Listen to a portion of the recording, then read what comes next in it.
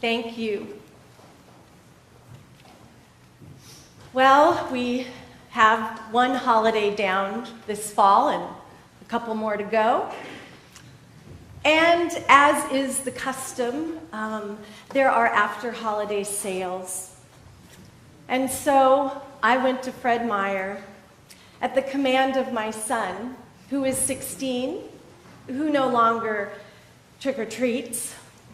In fact, he actually spent all of Halloween from 7 a.m. Friday morning till 1 a.m. Sunday morning at West Albany High School, where he and the other event tech kids designed a haunted house to end all haunted houses with lights and makeup, and it was an extravaganza. And they earned $6,700 for the fine arts program at West, which is a very fine one, by the way.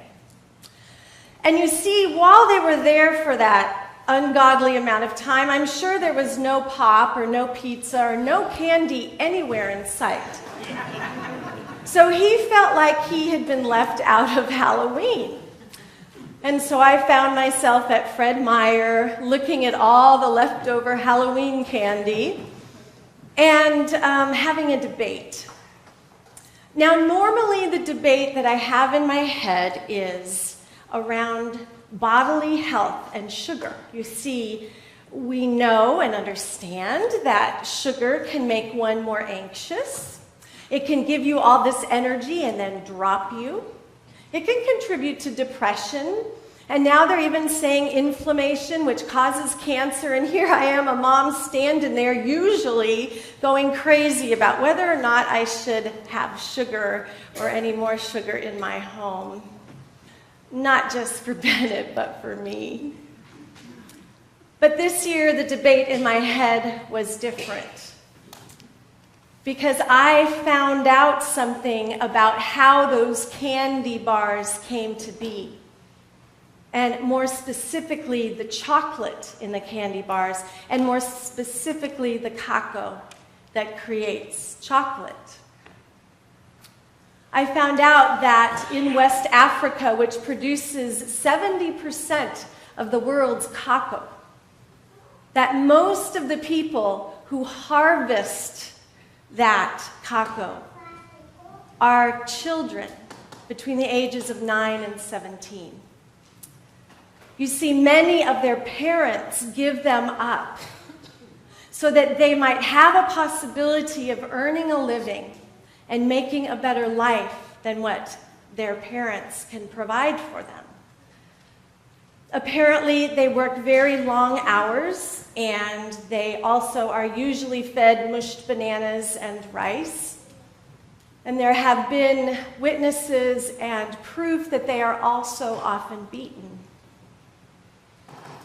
There was a movie that was produced, and in that movie, one of the young men who had been working and harvesting this cacao said this: "Those eating the chocolate and enjoying it, I suffered to make. I worked hard with no benefit. They are eating my flesh." So my debate this week wasn't around sugar. That is a debate that dimmed in comparison to the debate about buying chocolate from a company that has thus far, after 15 years of pressure, still not changed their habits of fair trade chocolate. So there's this Jesus. And he has been talking to scribes and Pharisees, and they've been having conversations. And Jesus has mostly been using the scribes and Pharisees as examples of how not to live. Except for one scribe right before this passage who asked Jesus, "What is the greatest commandment?" And Jesus says, "You know what that is." And the scribe responded, "To love God with all our hearts and to love our neighbor as ourselves." Not all scribes are so bad. So Jesus has been teaching in the temple, and he is sitting now across from the treasury. And the temple was the place where all of God's people could gather. Young and old, rich and poor, they gathered there. They worshiped, they conversed, they interacted, and that is where they gave their offering. So first we are told in the passage that the rich were giving, plenteous and a lot. And then, like a Tootsie Roll in the midst of a box of Godiva chocolates, comes the quiet widow. Clink, clink. It probably was a lot easier to notice those who gave so generously, and a quiet widow slipping in and giving what she had, all she had, more than likely would not have attracted near as much attention. But not Jesus, because you see, Jesus notices. That is what Jesus does. He notices. And then he says to the disciples, look at how she gives. The Greek actually says, not all that she had. The original language that the gospel was written in actually says she gave her whole life.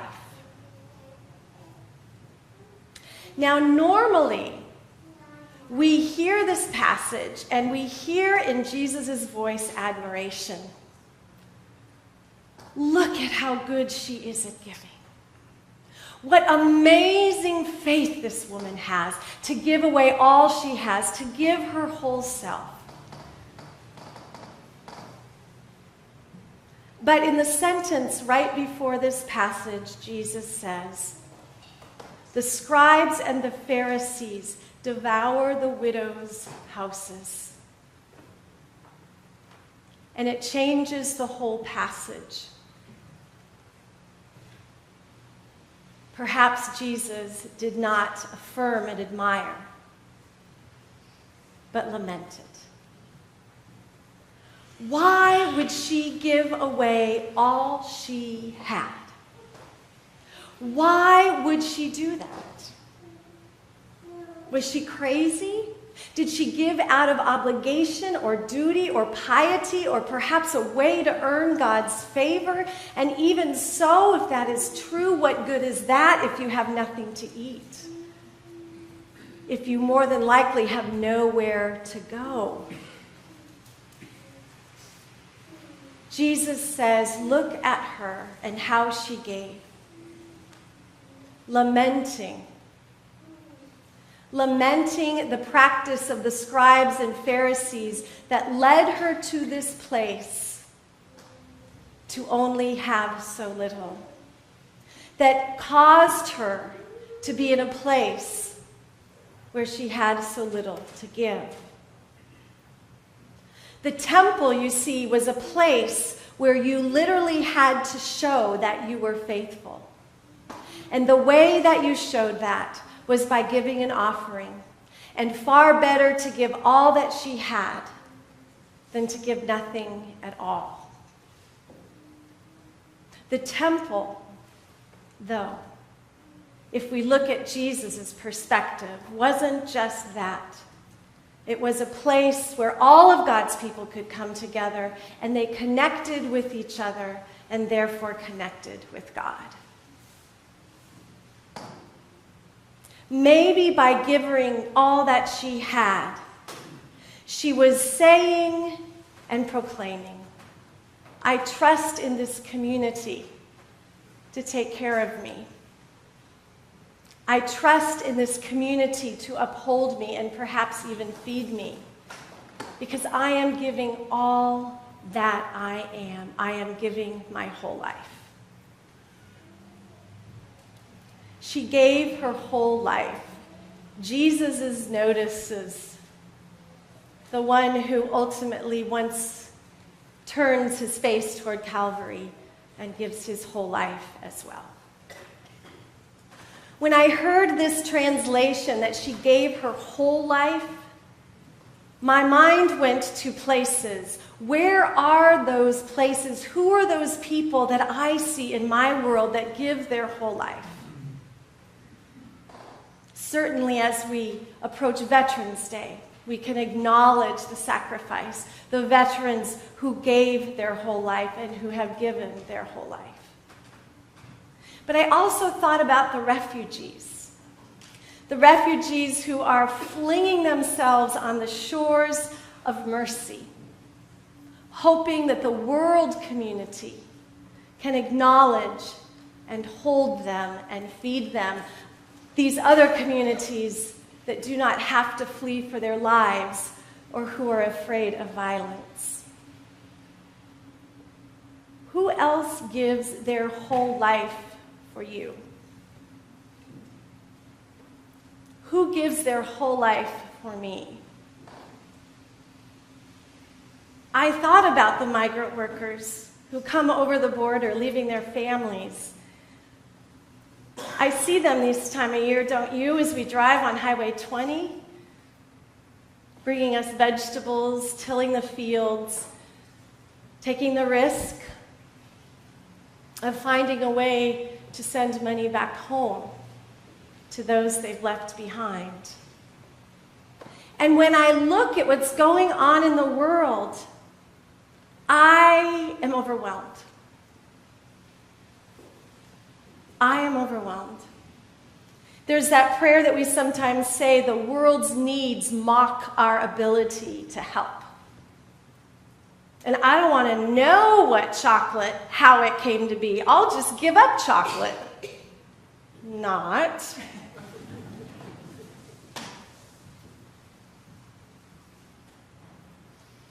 I wonder who made my shoes that I got at Fred Meyer. How much of their life did they give? And how much did they get back in return? The needs of the world can be overwhelming, and we may want to shut down and close our eyes and just go about our lives. Go about our lives. Just live and not worry and obsess about how things come to us and who gives their lives for us. But we can't. We've been wrestling with the question, who are you, this fall?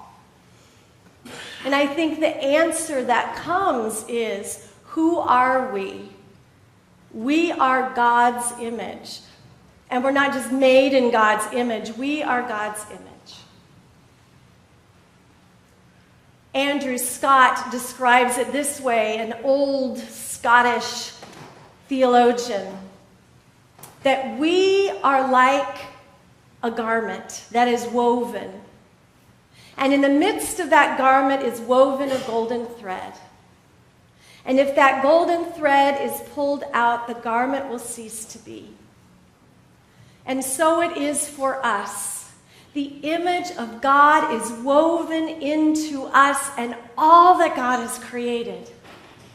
And if that golden image was pulled out, we would cease to be.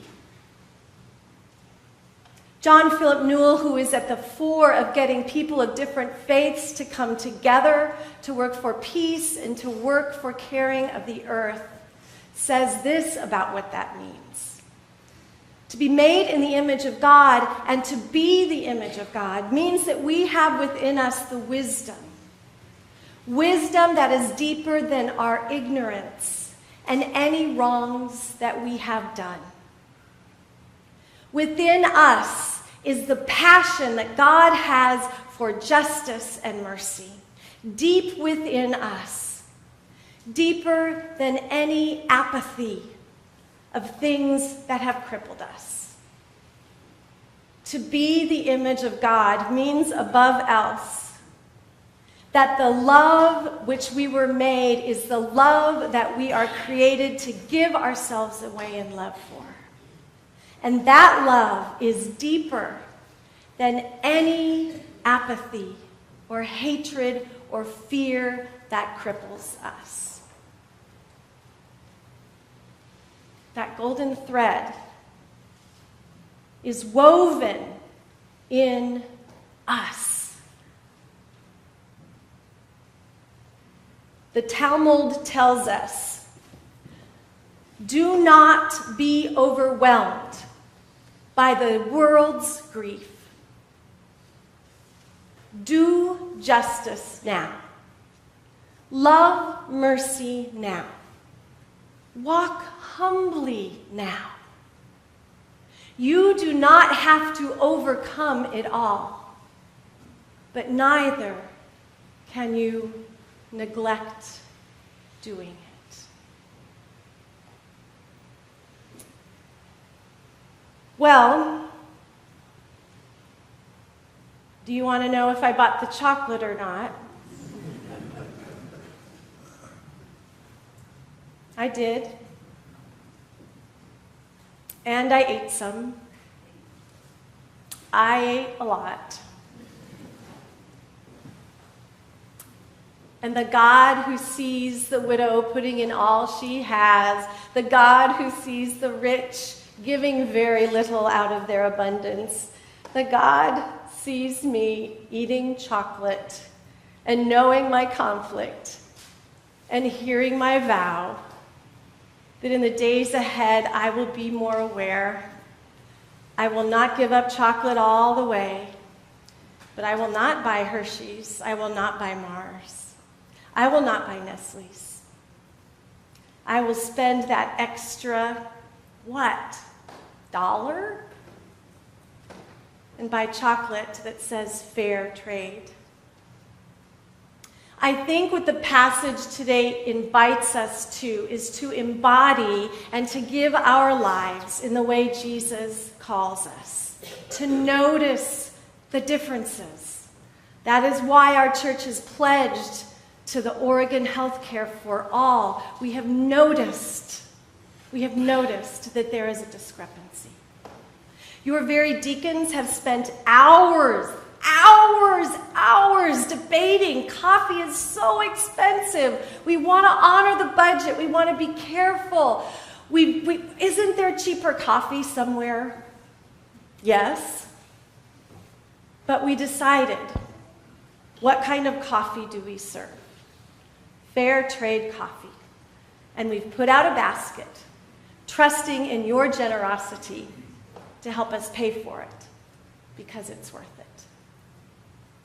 I think this passage invites us to be like Jesus, to notice, to acknowledge that we are parts of systems that require many giving their all out of so little, and to lament. And then I think this passage invites us to ask ourselves, who are we anyway? Who are we? And what would it look like for us to live with our whole lives? Not with blinders on, mindlessly going about our world,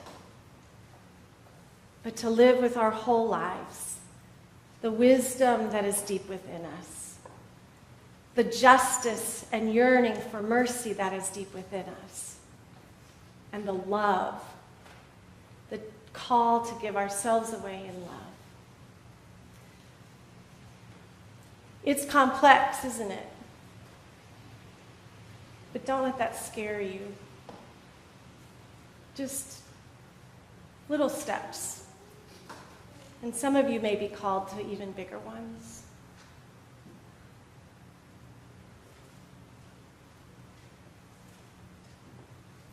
I invite you to enter a time of silence and reflecting.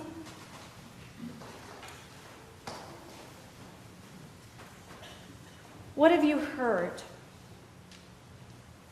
What has made you uncomfortable and why? Who or where in your life may you be called to notice those who give their whole life?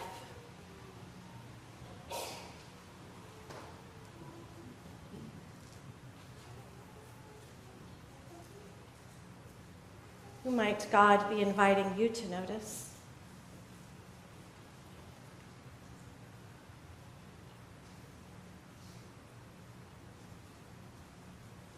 How might you be called to embody the justice, the mercy, the humility, the love of our God?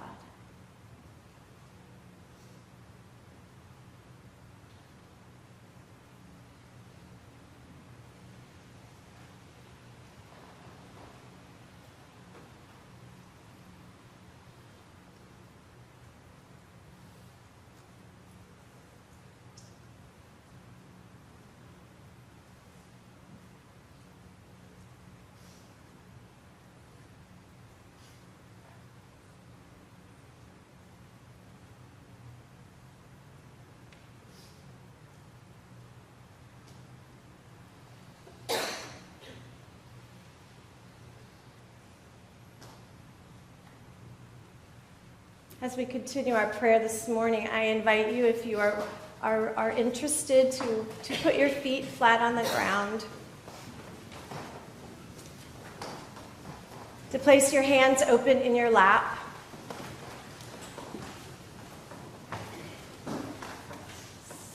to begin to notice your breath, to join me in practicing metta, that as you breathe in God's loving kindness, you breathe out loving kindness. As you breathe in loving kindness. As you breathe out loving kindness. Continue for a moment breathing in God's loving kindness and focus in breathing out God's loving kindness.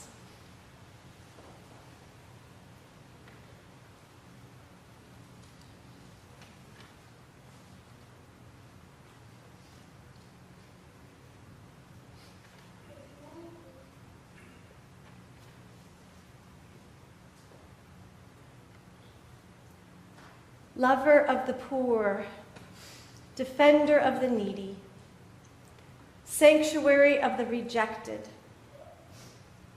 for those who suffer injustice today, for men and women who cannot provide food for their families, and for whole communities who fear today and have no hope for tomorrow. We offer the longings of our hearts in prayer.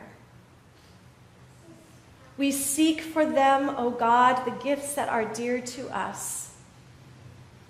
Food for the table, drink for the soul, shelter in the night,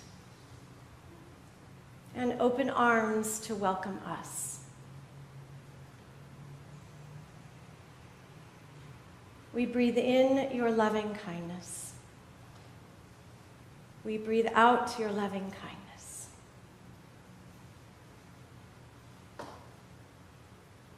Amen.